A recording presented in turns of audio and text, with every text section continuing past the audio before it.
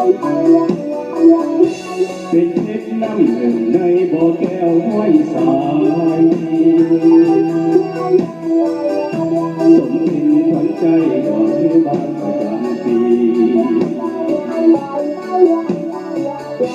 สมกันไฟที่ใจมาห่วงงา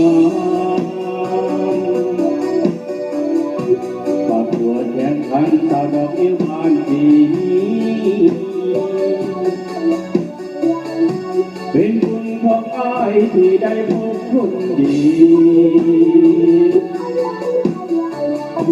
อยากเคยไว้ที่หวังน้องนี้จนหมดใจงานเทศกาลดอกนิ้วบานปีหน้ามีวาสนาจะหวนมาอีกไหมหวังว่าดอกนิ้วจะเป็นการล่อตายถ้าว่าเป็นใจคงได้ไม่มันดอกนิ้วบาน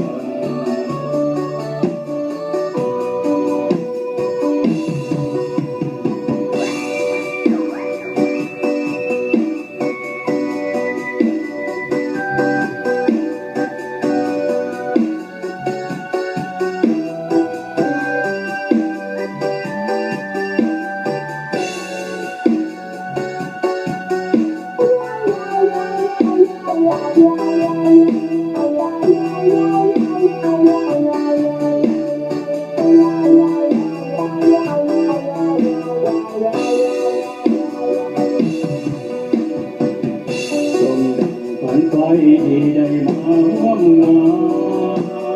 นประกวดแข่งขันสาวดอกน้ำบานปีเป็นบุญของอ้ายที่ได้พบคนดีอยากเอ่ยว่าจีว่าน้องนี้จะหมดใจงานเทศกาลดอกนิ้วบานปีหน้ามีวาสนาจะหวนมาอีกไหม